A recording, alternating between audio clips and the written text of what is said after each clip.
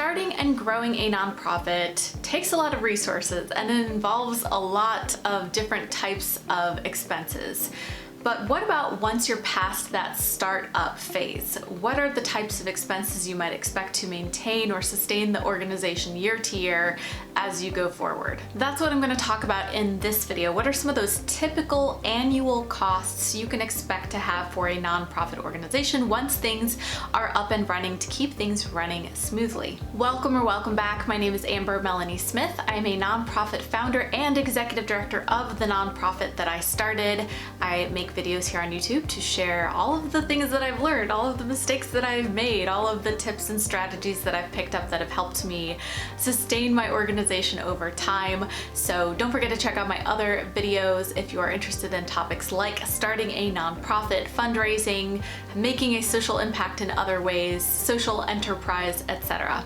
Also, don't forget to give this video a like. It helps this channel grow. It helps YouTube share this video, and subscribe to my channel, of course. And if you're interested in learning more about me and some of the work that I do, as well as getting some resources to help you, check out my website, foundertofulltime.com. So this topic of annual expenses, I find to be really helpful to understand even when you're in the startup phases of a nonprofit organization, because you want to know what it's going to take to keep your organization going year after year. So I won't be specifically talking about the costs associated with starting up a new nonprofit, but I do have another video for that. If that is the topic you're interested in, check that out. It is starting a nonprofit, startup costs to budget for. And if you have not yet had much experience creating a nonprofit budget, I have another video for that. Check out my other video, how to create a budget for beginners. I hope that helps you lay the groundwork so that you can plan for the future. All right, so let's get into some of these typical annual expenses.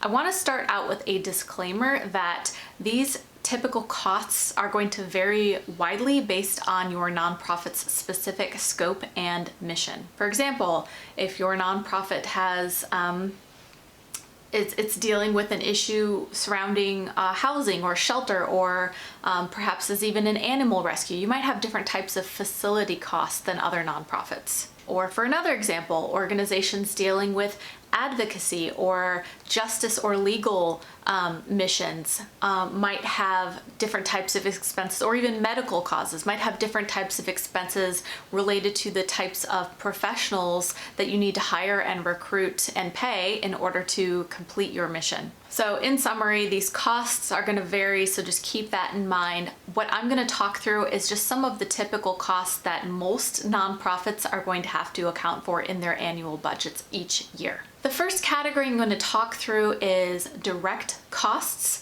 These are the expenses that are directly tied to the delivery of your nonprofit's programs. The first type of cost I'm going to share is equipment, materials, or supplies related to your nonprofit specific projects or programs. And these are probably the category that will vary the most widely nonprofit to nonprofit. To give you a sense of what I'm talking about here, I'm going to share a couple of examples from some typical types of organizations. So for hunger or food insecurity nonprofits, some possible equipment or supply costs might include actual food, refrigeration or storage systems, packaging, shelving, gloves, sanitation, trucks.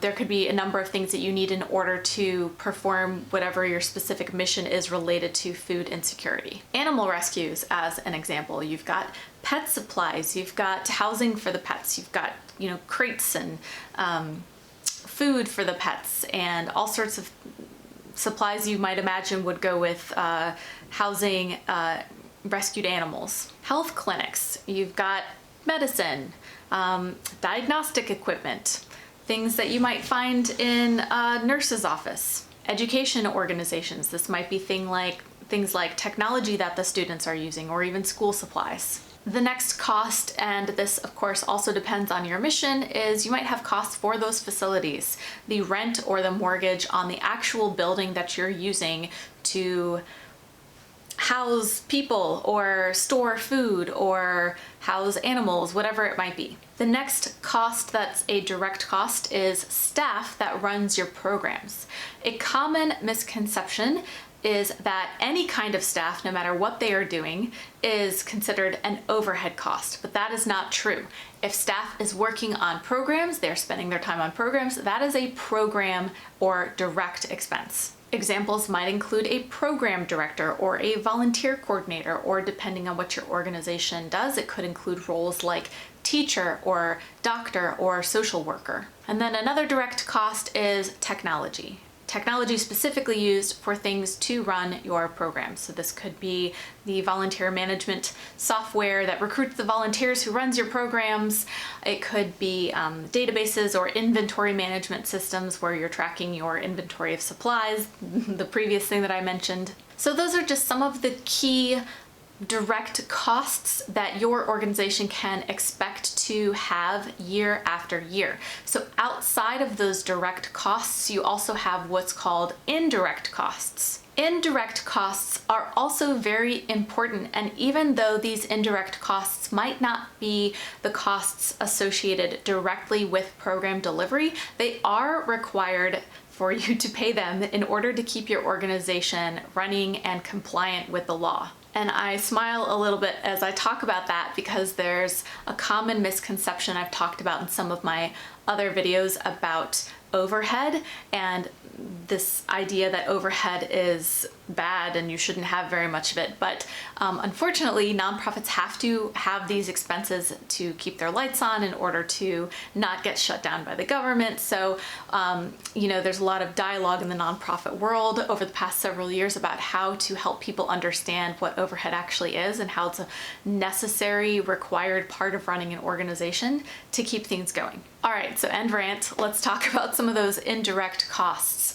The first is staff specifically that are dealing with the administrative or fundraising aspects of your organization. So this might include your executive director, administrative assistant, fundraiser, grant writer, HR or operations manager, roles like that. Now you might be asking, well, what happens if you have one staff person who is splitting their time among lots of different things, sometimes even program or direct cost related things?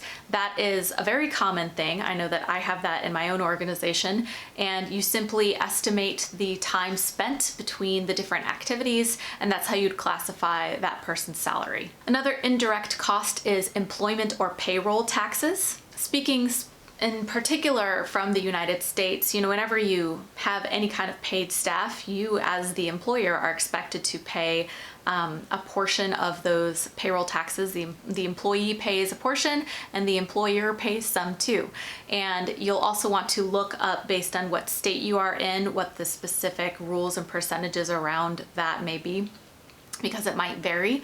So to be able to predict and budget for these costs, check that out. It's usually some percent of the total annual salary of your combined staff. Another indirect cost is fringe benefits. These are benefits that your paid employees get, such as health insurance, dental insurance, retirement contributions, etc. The amount that you would be expected to budget for will vary based on how many staff members you have, what kinds of fringe benefits are you providing, and of course, what level of contribution are you as the employer providing.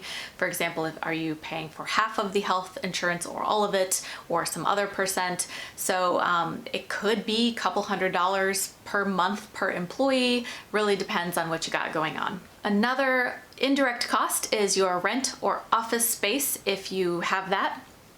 This could be anywhere from a couple hundred to several $1,000s a month, depending on the size of the space, the number of people you have using the space, and of course, where you are located.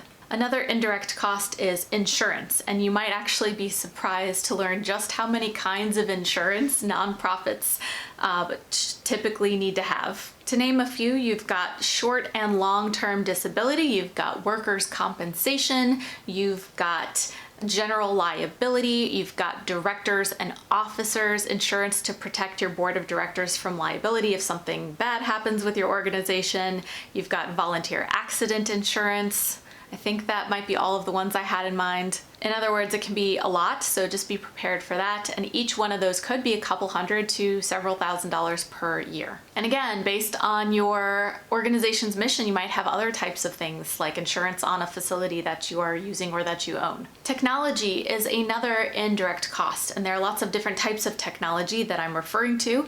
Obviously, your website, you've got your domain name that you pay for and your hosting fees for that. Then you've got other software. You would possibly have a fundraising platform or a donor CRM, so you can track your donor relationships and facilitate making those asks every year.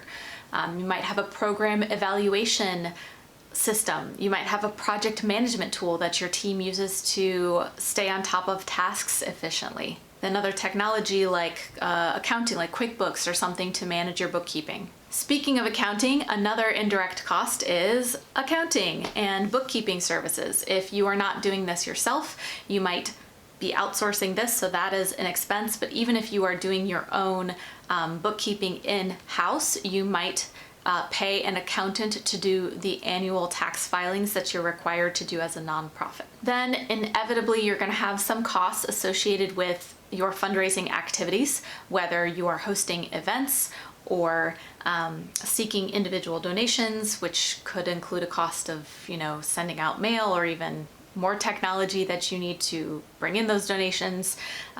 Could be lots of different types of expenses under the umbrella of fundraising. Finally, you've got your legal permits and required annual filings, and I mean the fee to actually file them, not just the fee to pay someone to do that for you, but the actual filing costs. In the United States, this includes, depending on the state that you're in, you might have a charitable solicitation license that you need to renew. This allows you to continue to have permission to ask people for money. So it might vary state by state. Make sure you look up what the specific things you need to file in your state if you're living in the United States. Check what those things are in your state so that you can be sure to stay in compliance. Failure to stay in compliance could result in penalties or fees, or worst case scenario, having your whole organization shut down. So it's really important to stay on top of these things and make sure that you're sending in the filings when you're supposed to. So those are typical annual direct and indirect costs. I'm also going to give a couple more things an honorable mention here because I think that it would just be really smart for organizations to invest in these things year to year. The first is some kind of professional development or training item in your budget, making sure that your staff is always in the know about more effective and efficient ways to do the great work that they're doing, that they are learning constantly and bringing that knowledge back to the work. Another thing might be memberships to other organizations or associations in your community that might help you further your mission. One example could be your local chamber of commerce. If your nonprofit can join the chamber, then it can possibly network with other businesses or other nonprofits that can lead to greater awareness about your cause or possibly increased donations. And finally, and this might go under fundraising expenses that I mentioned previously, but investing a little bit of money every year in what's called donor stewardship, which is how you develop and strengthen and maintain your relationship with your current donors after they've made the first donation, so that hopefully they will continue to support your cause year after year. So that might just include some simple costs like stamps or thank you notes, things to keep you top of mind to communicate with these folks. Okay, so I think that basically covers most, if not all, of the just typical annual expenses you might see on a nonprofit's budget across most nonprofit organizations. Did I miss something that you have in your budget? I'd love to hear about it. Share in the comments below. As I mentioned before, if you're looking for a little bit more information or trainings, I've got some available on my website, foundertofulltime.com. I also have a newsletter that I send out with additional resources and sometimes even grant opportunities that I come across. It's all for nonprofit leaders and change makers. The link to subscribe to that is in the description in this video as well, so feel free to check that out and join if you you're interested. Finally, and you probably know it's coming if you've seen my other videos, but I have a Facebook group called Change the World or Bust, where we've got a couple thousand folks in there from all around the world talking about how we're all making an impact. So I encourage and invite you to join in on that. And I hope to see you there, and I hope to see you next time. Thank you so much for watching, and hope you have a great day.